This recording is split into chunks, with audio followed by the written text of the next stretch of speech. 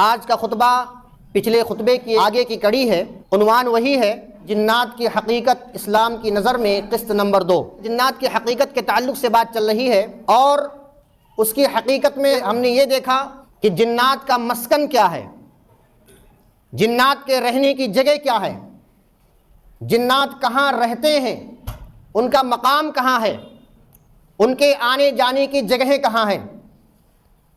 اس تعلق سے 4 باتیں پچھلے خطبے میں گزری تھیں۔ نمبر 1، جنات کے لیے کوئی دوسری فضا، کوئی دوسری زمین، کوئی دوسرا آسمان یا کوئی دوسری جگہ نہیں ہے، اسی زمین پر ہی انسانوں کے ساتھ، انسانوں کے آس پاس ہی رہتے ہیں۔ نمبر 2، جنات انسانوں کے گھروں میں بھی رہتے ہیں، اور اس تعلق سے واقعہ بھی ذکر کیا گیا تھا آپ لوگوں کے سامنے۔ نمبر 3، جنات صحراؤں، بیابانوں، جنگلات کے اندر اور اسی طرح سے سنسان ایریے کے اندر پائے جاتے ہیں۔ نمبر 4، جنات بیت الخلا کے اندر پائے جاتے ہیں، ٹوائلٹ کے اندر پائے جاتے ہیں، اور اللہ کے رسول صلی اللہ علیہ وسلم نے جو دعا سکھائی ہے اس کے اندر خود موجود ہے، اللہم انی اعوذ بک من الخبث والخبائث۔ اے اللہ تبارک و تعالی، ہم تیری پناہ طلب کرتے ہیں خبیث جنوں اور خبیث جناتیوں سے۔ تو یہاں پہ خود موجود ہے کہ اس کے اندر، اس دعا کے اندر موجود ہے کہ ایسی جگہوں پر خبیث جن بھی رہتے ہیں، یعنی مرد و عورت دونوں، خبیث جنی بھی رہتی ہیں اس کے اندر۔ آج کے خطبے میں کچھ مزید تفصیلات انشاءاللہ ذکر کی جائیں گی کہ جنات کے اور کون کون سی جگہیں ہیں جہاں پر وہ رہتے ہیں۔ میں نے پہلے بھی ذکر کیا تھا، اس کا بیان، ان تمام چیزوں کے بیان کرنے کا مقصد ڈر اور وحشت نہیں ہے، بلکہ یہ اسلام کا ایک حصہ ہے۔ اسلام کا ایک حصہ ہے۔ قرآن مقدس اور جناب محمد رسول اللہ صلی اللہ علیہ وسلم کے فرامین کے اعتبار سے جاننا ہم سب پر ضروری بھی ہوتا ہے کہ ہم جانیں، کیونکہ بسا اوقات بہت سارے لوگ اس سے پریشان ہوتے ہیں۔ تو انشاءاللہ تبارک و تعالیٰ ان کی جگہیں جہاں بتائی جائیں گی، وہیں پر یہ بھی بتایا جائے گا کہ ان سے بچنے کی کیا صورتیں ہیں، کس طرح ہم ان سے بچ سکتے ہیں، کس طرح سے ہم اپنے آپ سے ان کا دفاع کر سکتے ہیں۔ تو آئیے آج کے خطبے میں پہلی چیز دیکھتے ہیں، اور پچھلے خطبے سے ملا کر 5ویں چیز دیکھیں۔ پہلی چیز یہ ہے، جنات سوراخوں میں، بلوں میں اور دیوار کے دراڑوں کے اندر یا پہاڑ کے دراڑوں کے اندر رہتے ہیں، جو سوراخ بن جاتا ہے، ایسی جگہوں پر جنات رہتے ہیں۔ اور اس کے تعلق سے نبی کریم صلی اللہ علیہ وسلم کی حدیث بھی آتی ہے۔ حدیث اس طرح ہے، ان رسول اللہ صلی اللہ علیہ وسلم نہا ان یبال فی الجہر، نبی کریم صلی اللہ علیہ وسلم نے بل میں پیشاب کرنے سے منع فرمایا ہے۔ حضرت قتادہ، امام قتادہ رحمۃ اللہ علیہ سے پوچھا گیا، ما یکرہ من البول فی الجہر، بل کے اندر پیشاب کرنے سے کیوں منع کیا گیا ہے، کیوں ناپسند کیا گیا ہے؟ تو امام قتادہ رحمۃ اللہ نے جو فرمایا وہ جاننے کی چیز ہے۔ قال کان یقال مساکن الجن، یہ کہا جاتا ہے کہ بل جو ہوتے ہیں، سوراخ جو ہوتی ہے، دراڑ جو ہوتا ہے، اس کے اندر جنات کا مسکن، جنات کی رہنے کی جگہ ہوتی ہے۔ میں آپ کے سامنے 2 چھوٹے چھوٹے واقعے بھی ذکر کروں گا۔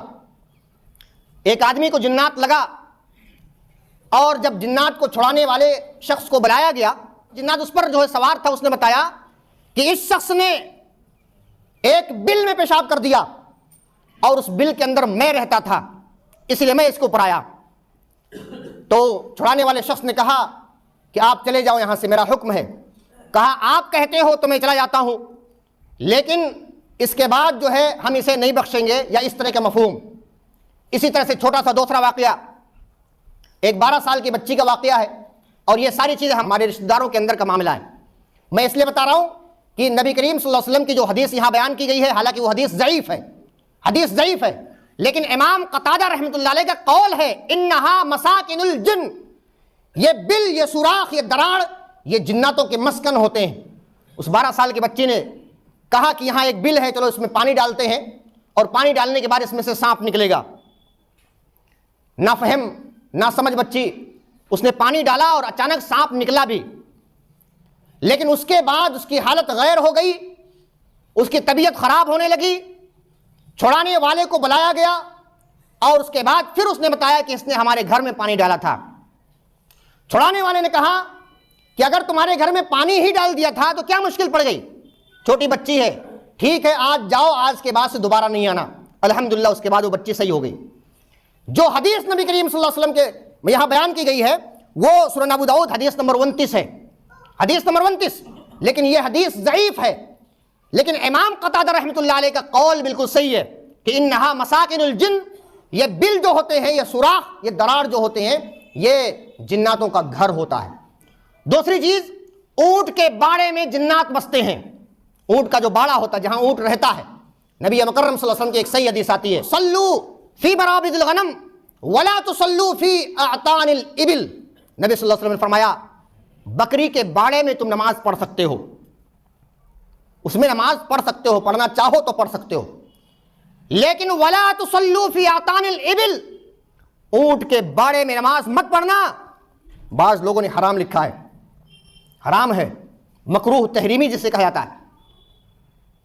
اس کے تعلق سے علامہ امام ابن تیمیہ رحمۃ اللہ علیہ نے فرمایا بہت بہترین بات، کہا اعطان الابل انہا مأوى الشیاطین، یہ اونٹ کے جو باڑے ہوتے ہیں یہ شیطانوں کا مسکن ہوتا ہے، شیطانوں کا گھر ہوتا ہے اونٹ کا باڑا۔ تو معلوم یہ ہوا کہ اونٹ کے باڑے میں شیاطین بستے ہیں۔ نمبر 3، بازاروں میں شیاطین رہتے ہیں۔ حضرت سلمان فارسی رضی اللہ عنہ اپنے شاگرد سے فرماتے بہت بہترین بات، اے میرے شاگرد، ممکن ہو سکے تو سب سے پہلی مرتبہ بازار میں داخل مت ہونا، اور ممکن ہو سکے تو ایک دم آخر میں بازار سے مت نکلنا۔ غور کیجئے گا، سب سے پہلے مت جانا اور سب سے آخر میں مت نکلنا، بازار سے سب سے آخر میں مت نکلنا۔ اس کے بعد یہاں فرمایا انہوں نے فَإِنَّهَا مَعْرَكَةُ الشَّيْطَانِ وَبِهَا يَنْسِبُ رَأْيَتَهُ، اس لیے کہ یہ شیطان کی جگہ، شیطان کے لڑنے کی جگہ ہے، شیطان کا مقابلہ گاہ ہے، یہ شیطان اس میں لڑتا ہے، اور اس کے علاوہ بِهَا يَنْسِبُ رَأْيَتَهُ، اور اس کے اندر اپنا جھنڈا گاڑتا ہے۔ معلوم یہ ہوا کہ شیطان کا جھنڈا اپنے تمام لاؤ لشکر کے ساتھ شیطان جو ہے بازار کے اندر آتا ہے اور بازار میں رہتا ہے، اپنے پورے جھنڈے کو اپنا پورا تسلط بنا لیتا ہے۔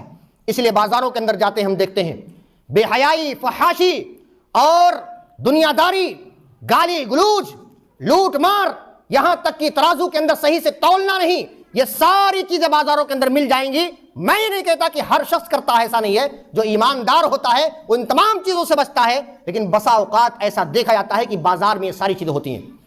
ایسی جگہ پر ہم اپنی عورتوں کو بھیجتے ہیں، عورتوں کو بھیڑ لگی رہتی ہے جو شیطانوں کی جگہیں ہیں، لیکن جہاں اللہ کے رسول صلی اللہ علیہ وسلم نے فرمایا پوری زمین کے اندر اللہ تبارک و تعالیٰ کے نزدیک جو سب سے بہترین جگہ ہے وہ مساجد ہے، ایسی جگہوں پر مسجدوں میں نماز پڑھنے سے اور آنے سے عورتوں کو روک دیا جاتا ہے، لیکن جہاں شیاطین کا مسکن ہے، جہاں شیاطین کے جھنڈے، اس کے تسلط، اس کی حکومت ہوتی ہے، بازاروں کے اندر، ایسی بازاروں کے اندر ہم عورتوں کو بھیج دیتے ہیں۔ یہ انصاف کی بات نہیں ہے، یہ عقل کی بات نہیں ہے، عقل کی بات نہیں ہے۔ اسی طرح سے ایک بات اور دیکھیں، قبرستانوں میں جنات اور شیاطین رہتے ہیں۔ بسا اوقات یہ ہوتا بھی ہے، ہماری فطرت کے اندر بھی ہے کہ اگر سنسان قبرستان کہیں پر ہو تو ہم وہاں سے گزرنے میں دن میں بھی محسوس کرتے ہیں ڈر، دن کے اندر بھی ڈر محسوس کرتے ہیں۔ لیکن بسا اوقات آپ دیکھیں قبرستانوں کے اندر ان تمام چیزوں کی ایک وحشتناک منظر ہوتا وہاں پہ، اور اللہ کے رسول صلی اللہ علیہ وسلم نے فرمایا ان النبی صلی اللہ علیہ وسلم قال الارض كلها مسجد الا الحمام والمقبرہ۔ کیا کہا نبی صلی اللہ علیہ وسلم نے فرمایا تمام زمین جو ہے وہ سجدہ کرنے کی جگہ ہے سوائے غسل خانہ، باتھ روم، اور سوائے قبرستان۔ قبرستان سجدہ کرنے کی جگہ نہیں ہے۔ اس کے اندر علامہ امام ابن تیمیہ رحمۃ اللہ فرماتے ہیں کہ قبرستان کے اندر سجدہ نہ کرنے کی دو وجوہات ہیں۔ پہلی وجہ یہ ہے کہ قبرستان کے اندر سجدہ کرنے سے انسان شرک کی طرف مائل ہوتا ہے، شرک کی طرف لے جانے کا ایک ذریعہ ہے، اور دوسرا یہ ہے مأوى للشیطان، یہ قبرستان جو ہے شیطانوں کی جگہ ہوتی ہے۔ شیطانوں کے رہنے کا مسکن شیطانوں کا مسکن ہوتا ہے، شیطانوں کی جگہ ہوتی ہے۔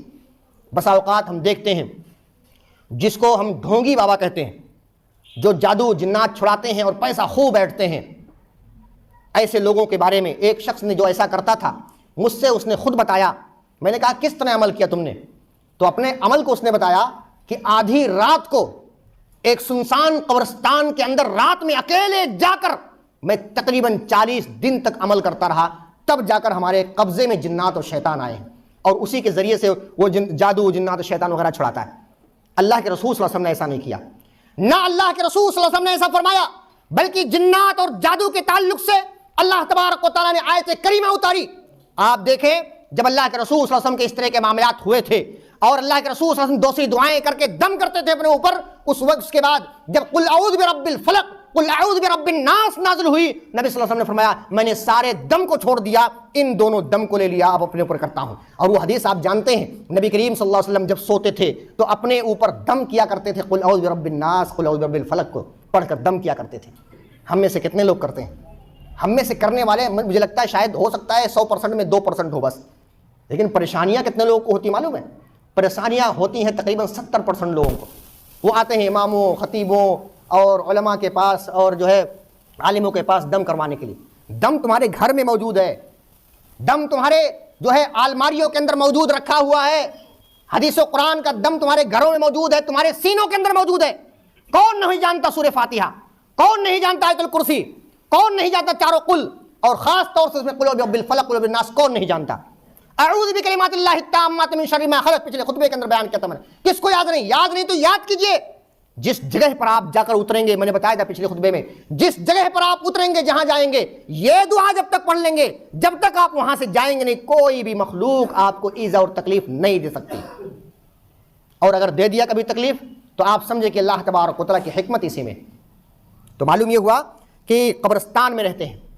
میں نے آپ سے پہلے بھی کہا تھا ڈرنے کی کوئی بات نہیں ہے، ڈرنے کی کوئی بات نہیں ہے، اس لیے کہ شیطان چھپتے ہیں، جنات چھپتے ہیں انسانوں سے، انسان نہیں چھپتا ان سے۔ اور آیت کریمہ پڑھی گئی تھی یراکم هو وقبیلہ من حیث لا ترونہم، وہ تمہیں ایسی جگہ سے دیکھتے ہیں جہاں سے تم نہیں دیکھ سکتے انہیں، تم نہیں دیکھ سکتے لیکن وہ تمہیں دیکھ رہے ہیں۔ اب میں کہہ رہا تھا کہ ڈرنا نہیں، کیونکہ میں جو بات بتانے والا ہوں وہ ہر شخص سن لے، چاہے مرد ہو، چاہے عورت، چھوٹا ہو، بڑا ہو، نوجوان ہو، بچہ، کوئی بھی ہو۔ ایک شیطان ہر انسان کے اندر رہتا ہے۔ بھاگ کر کہاں جائیں گے آپ؟ ڈریں گے کہ کتنا ڈریں گے؟ اور یہ میں ایسے نہیں بتا رہا ہوں، میں حدیث پڑھوں گا انشاءاللہ۔ ایک شیطان، ایک جنات ہر انسان کے ساتھ رہتا ہے، ہر انسان کے ساتھ۔ نبی مکرم صلی اللہ علیہ وسلم نے فرمایا، صحیح بخاری کی حدیث ہے، حدیث نمبر 2038، ان الشیطان یجری من الانسان مجرى الدم، بے شک شیطان انسان کے جسم میں جیسے خون دوڑتا ہے ویسے ہی شیطان پورے جسم میں دوڑتا ہے، پورے جسم پر دوڑتا ہے۔ عبداللہ بن مسعود فرماتے ہیں نبی کریم صلی اللہ علیہ وسلم نے فرمایا اللہ تبارک و تعالیٰ نے ایک جنات کو، ایک شیطان کو ہر انسان کے ساتھ لگا دیا، چاہے مرد ہو چاہے عورت ہو، ہر انسان کے ساتھ لگا دیا۔ سوال یہ پیدا ہوتا ہے ہر انسان کے ساتھ لگایا تو اے نبی مکرم صلی اللہ علیہ وسلم، انسان ہونے کے ناطے تو آپ بھی انسان ہیں، تو اے نبی صلی اللہ علیہ وسلم کیا آپ کو بھی ہے، آپ پر بھی جنات ہے، شیطان ہے؟ تو اللہ کے رسول صلی اللہ علیہ وسلم نے فرمایا ہاں ہے، صحیح مسلم کی روایت ہے، لیکن اللہ تبارک و تعالیٰ نے اس جنات کے مقابلے میں میری مدد فرمائی ہے، اب میں اس کے شر سے محفوظ رہتا ہوں، یا وہ اسلام قبول کر لیا ہے، وہ مجھے صرف بھلائی اور خیر کا حکم دیتا ہے۔ یہ نبی مکرم صلی اللہ علیہ وسلم کی خصوصیت ہے، یاد رکھیے، سب کے ساتھ ایسا نہیں ہو سکتا، یا ہو بھی سکتا ہے تو ہر انسان کے ساتھ ایسا نہیں ہو سکتا، ہر انسان کے ساتھ ایسا نہیں ہو سکتا۔ کیا معلوم ہوا؟ نبی کریم صلی اللہ علیہ وسلم کے ساتھ بھی ایک جنات رہتا تھا اور ہم لوگوں کے ساتھ بھی رہتا ہے، لیکن نبی صلی اللہ علیہ وسلم کی خصوصیت یہ تھی کہ وہ اسلام قبول کر لیا اور وہ صرف بھلائی اور خیر کا ہی حکم دیتا تھا، وسوسے نہیں ڈالتا تھا، خیالات، باطل خیالات نہیں ڈالتا تھا۔ تو یہ معاملہ ہوا کہ ہر انسان کے اندر رہتا ہے شیطان۔ آخری چیز میں آپ کے سامنے ذکر کروں گا، اور یہ پورے خطبے کا سب سے اہم چیز ہے، کیا ہے؟ بعض گھروں کے چھتوں پر بھی رہتا ہے۔ میں نے اس سے پہلے بتایا تھا گھروں کے اندر رہتا ہے، آج میں بتا رہا ہوں بعض گھروں کے چھتوں پر بھی رہتا ہے۔ یہ جنات رہتے ہیں، شیاطین بعض گھروں کے اوپر رہتے ہیں۔ ایک ثقہ تابعی یزید بن جابر رحمۃ اللہ علیہ فرماتے ہیں کہ بعض شیاطین اور جنات بعض گھروں کے اوپر چھت کے اوپر رہتے ہیں. جب دوپہر کا کھانا تیار ہوتا ہے، غور کیجیے گا، جب دوپہر کا کھانا تیار ہوتا ہے اور جب کھانا لگایا جاتا ہے، دسترخوان لگایا جاتا ہے، تو اوپر سے نیچے اترتے ہیں اور آپ کے کھانے میں شریک ہو جاتے ہیں. اور شام میں جب رات کا کھانا لگایا جاتا ہے، دسترخوان بچھایا جاتا ہے، تو اوپر سے نیچے اترتے ہیں اور آپ کے کھانے میں شریک ہو جاتے ہیں. آپ کے کھانے میں شریک ہو جاتے ہیں. اب معاملہ یہ ہے کون سی ایسی اپائے اختیار کیا جائے جس سے ان تمام چیزوں سے بچ سکیں. یاد رکھیں اپائے بھی ہے، جہاں پرابلم ہے وہیں پر حل بھی ہے. اس کے تعلق سے، حل کے تعلق سے ایک بہت معتبر اور معتمد صحیح بخاری کی حدیث نمبر 6403 نمبر کی ایک حدیث بتاؤں گا، اور میں آپ سب سے گزارش کروں گا کہ یہ دعا جو میں پڑھنے والا ہوں بہت مشہور اور بہت معروف ہے. مجھے لگتا ہے ہر شخص کو یاد ہوگی، اور اگر یاد نہیں ہوگی لازمی طور پر اسے یاد کر لیں. آپ لازمی طور پر یاد کر لیں، اپنے اوپر فرض کر لیں کہ ہمیں اس دعا کو یاد کرنی ہی ہے. نبی مکرم صلی اللہ علیہ وسلم نے اس دعا کے تعلق سے فرمایا، نبی صلی اللہ علیہ وسلم فرماتے ہیں جو شخص یہ کلمات کہے، کیا؟ لا الہ الا اللہ وحدہ لا شریک لہ لہ الملک ولہ الحمد وہو علی کل شیء قدیر، بس اتنی ہے. اس کے لیے جو 5 فائدے ہوں گے. یہ کلمات 100 مرتبہ کہنا صبح کو اور 100 مرتبہ کہنا شام کو. جو شخص ایسا کہہ لے گا 5 فائدے ہوں گے اس کو. 5 فائدے کے اندر اس کے اندر ایک چیز وہ بھی ہے جو ہمارے موضوع کے حساب سے. پہلا فائدہ ایک مرتبہ پھر سن لیجئے، غالباً آپ نے صحیح سے سماعت کیا ہوگا. لا الہ الا اللہ وحدہ لا شریک لہ لہ الملک ولہ الحمد وہو علی کل شیء قدیر. حدیث نمبر صحیح بخاری حدیث نمبر 6403 نمبر کی حدیث. جس نے 100 مرتبہ کہا صبح کو 5 فائدے ہوں گے. نمبر 1 فائدہ، 10 غلام آزاد کرنے کا اسے ثواب دیا جائے گا. اللہ اکبر. 10 غلام، ایک غلام ایک کار کی قیمت کے مطابق سمجھ سکتے ہیں، اور وہ بھی کار کی قیمت بڑی کار، بہت مہنگی کار. یعنی اگر اس ناحیت سے اگر دیکھیں تو تقریباً 10 کار پانے کا ثواب یا 10 کار خرچ کرنے کا ثواب آپ کو مل رہا ہے. 10 غلاموں کو آزاد کرنے کا ثواب پہلا ہو گیا. دوسرا، اللہ تبارک و تعالیٰ آپ کے کھاتے میں 100 نیکیاں لکھ دے گا. تیسرا فائدہ، اللہ تبارک و تعالیٰ آپ کے 100 گناہوں کو معاف کرے گا. 100 گناہوں کو معاف کرے گا. چوتھا، شام تک کوئی بھی جنات اور شیطان آپ کو پریشان نہیں کر سکتا ہے. غور کیجئے گا، میں اس میں ایک چھوٹا سا واقعہ بھی ذکر کرنے والا ہوں. شام تک پریشان کرنا، اگر شام کو پڑھا تو انشاءاللہ صبح تک آپ کو پریشان نہیں کر سکتا، اس کے شر سے بچیں گے. 4 فائدہ ہو گیا. 5واں فائدہ، اس دن آپ جیسا کوئی نہیں سمجھا جائے گا، آپ سب سے بڑے نیک سمجھے جاؤ گے. ہاں مگر وہ جو آپ سے زیادہ پڑھے، جو آپ سے زیادہ پڑھتا ہے وہ آپ سے زیادہ نیک ہو جائے گا. واقعہ چھوٹا سا اس طرح ہے. ایک شخص نے، آپ کے اسی علاقے کا ایک شخص مجھ سے خود انہوں نے بیان کیا کہ مغرب کے بعد جب میرا پوتا چھت پر چڑھا گیند یا کوئی چیز لانے کے لیے، تو وہاں پر اس نے 3 سفید پوش آدمی کو دیکھا. سفید کپڑا پہنے ہوئے 3 آدمیوں کو دیکھا چھت پر. پہلی بات تو یاد رکھیں، ابھی بیان کیا گیا ہے کہ چھت پر جنات اور شیاطین رہتے ہیں، بعض چھتوں پر رہتے ہیں. تو یہ چیز ثابت ہو گئی تجربے سے کہ واقعی وہاں پر رہتے ہیں، وہ واقعی وہاں پر رہتے ہیں. اس کے بعد اس نے دیکھا، آ کے بیان کیا، انہوں نے یہ بھی کہا کہ ہم چھت پر پتھر گرنے کی آواز سنا کرتے تھے. جب نیچے کمرے میں ہوتے تھے تو ایسا لگتا چھت پر کسی نے پتھر پھینکا، کسی نے اینٹ پھینکا، کسی نے دوسری چیزیں پھینکی، اس کی آوازیں آتی تھیں. انہوں نے کہا اسی دعا کو میں نے پڑھا، لا الہ الا اللہ وحدہ لا شریک لہ لہ الملک ولہ الحمد وہو علی کل شیء قدیر کو میں نے پڑھا. 100 مرتبہ پڑھا اور پڑھتا گیا. آج ایسا ہے، جتنے مسائل تھے، جتنی مشکلات ہو رہی تھیں، ساری کی ساری اللہ تبارک و تعالیٰ نے رفع چکر کر دیا، ختم کر دیا. اللہ تبارک و تعالیٰ نے سارے مسائل حل ہو گئے، اور جو شر اور جو فساد ان تمام چیزوں سے محسوس ہو رہا تھا، ان تمام چیزوں کا خاتمہ ہو گیا. لہذا معلوم یہ ہوا کہ اگر چھت پر اس طرح کے معاملات ہو رہے ہیں اور آپ کو سنائی دے رہے ہیں، آپ کو بھی چاہیے کہ حدیث صحیح بخاری حدیث نمبر 6403 نمبر کی حدیث جو لا الہ الا اللہ کی بتائی گئی، وہ پورا آپ پڑھیں. 100 مرتبہ صبح اور 100 مرتبہ شام پڑھیں. کسی ڈھونگی بابا کو بلانے کی ضرورت نہیں ہے، کسی جادوگر کو بلانے کی ضرورت نہیں ہے. آپ خود عمل کریں، کانفیڈنس رکھیں اپنے آپ پر، اپنی دعاؤں پر، اللہ تبارک و تعالیٰ پر کانفیڈنس رکھیں، بھروسہ رکھیں۔ اور آخری چیز میں آپ کے سامنے آخری حدیث بیان کروں گا، اسی کے تعلق سے ہے، کیا کریں کہ شام کے کھانے میں اور دوپہر کے کھانے میں جنات شامل نہ ہو سکے۔ بھئی ہم اپنے اعتبار سے کھانا پکاتے ہیں، اور اگر جنات و شیاطین کھانے کے اندر شامل ہو جائیں تو یہ اچھی بات نہیں ہے، اور دوسری بات یہ ہے کہ ہم اسے بھگانا بھی چاہتے ہیں، تو کون سا ایسا چھوٹا عمل کریں جس کے ذریعے سے ہم اسے بھگا سکتے ہیں۔ اللہ کے رسول صلی اللہ علیہ وسلم کی حدیث آتی ہے، جابر بن عبداللہ رضی اللہ عنہ فرماتے ہیں، اور حدیث نمبر پہلے بتا دوں میں، سنن ابو داؤد حدیث نمبر 3765 نمبر کی صحیح حدیث ہے۔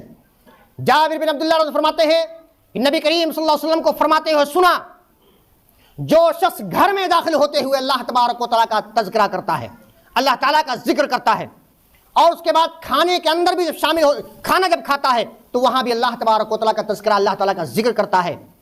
پہلے یاد رکھیں، گھر میں داخل ہونے کی ایک دعا جس کے تعلق سے بعض لوگ کہتے ہیں ضعیف حدیث ہے اور بعض لوگ صحیح کہتے ہیں، لیکن یہ طریقہ صحیح ہے کہ جب گھر میں داخل ہو تو السلام علیکم ورحمۃ اللہ وبرکاتہ کہیں، اس میں بھی اللہ تبارک و تعالیٰ کا ذکر ہے، اللہ تعالیٰ سے دعا مانگی گئی ہے۔ اور جب کھانا کھانے لگیں تو بسم اللہ کہیں۔ دو چیزیں یاد رکھیے، بعض لوگ بسم اللہ وعلی برکت اللہ کہتے ہیں، یہ کسی بھی صحیح حدیث کے اندر نہیں، یاد رکھیے کسی بھی صحیح حدیث کے اندر آج تک مجھے نہیں ملی۔ دوسری بات، جو لوگ پورا بسم اللہ الرحمن الرحیم کہتے ہیں، اگر کہنا ہوتا نبی صلی اللہ علیہ وسلم کو تو بسم اللہ الرحمن الرحیم پورا بتائے ہوتے، لیکن نبی صلی اللہ علیہ وسلم نے صرف اللہ کا نام ذکر کرنا، بسم اللہ بتایا، صرف بسم اللہ بتایا۔ میں نہیں کہتا ہوں کہ آپ کو بسم اللہ الرحمن الرحیم پورا مکمل کہنے پر گناہ ملے گا، میں نہیں کہتا ہوں، لیکن بسم اللہ کا طریقہ ہی جو ہے لیا جاتا ہے، بسم اللہ ہی کہا جاتا ہے۔ تو اس کے بعد اللہ کے رسول صلی اللہ علیہ وسلم نے فرمایا، جس گھر میں داخل ہوتے ہوئے اللہ تعالیٰ کا تذکرہ ہو، اللہ تعالیٰ کا ذکر ہو، اور کھانے میں بھی اللہ تعالیٰ کا ذکر ہو، بسم اللہ کہا جائے، تو شیطان کے تعلق سے آتا ہے کہ شیطان اپنے حواریوں سے کہتا ہے، اے میرے ساتھیو، آج اس گھر کے اندر نہ تمہارے لیے ٹھکانہ ہے اور نہ تمہارے لیے کھانا ہے۔ لیکن اگر کوئی شخص یوں ہی بغیر اللہ کا ذکر کیے ہوئے گھر میں داخل ہو جاتا ہے، بغیر اللہ کا ذکر کیے ہوئے گھر میں داخل ہو جاتا ہے، نہ سلام کرتا ہے نہ اور کچھ کرتا ہے، تو داخل ہونے کے بعد شیطان کہتا ہے، اے میرے حواریوں، اے میرے ساتھیوں، آج رات کو تمہارے رہنے کا ٹھکانہ آج گھر کے اندر مل چکا ہے۔ اور اگر وہ شخص اپنے کھانے میں بھی اللہ کا ذکر نہیں کرتا، بسم اللہ وغیرہ نہیں بولتا، تو وہ شیطان کہتا ہے، اے میرے ساتھیوں، آ جاؤ، اس گھر میں ٹھکانہ ملا ہی تھا اور اس گھر میں تمہارے لیے کھانا بھی مل گیا ہے، آ جاؤ، یہاں پر موجود ہے ساری چیزیں۔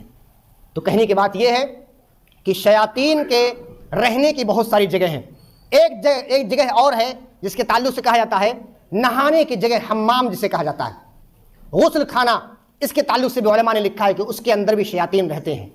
اس لیے بسا اوقات نبی کریم صلی اللہ علیہ وسلم نے منع کیا ہے کہ حمام کے اندر، غسل خانے کے اندر پیشاب نہیں کرنا چاہیے، غسل خانے کے اندر پیشاب نہیں کرنا چاہیے، نبی کریم صلی اللہ علیہ وسلم نے منع کیا ہے۔ لہذا معلوم یہ ہوا جنات کی حقیقت کے تعلق سے یہ خطبہ چل رہا ہے، ان کی حقیقتوں میں ایک حقیقت یہ بھی ہے کہ وہ رہتے کہاں ہیں۔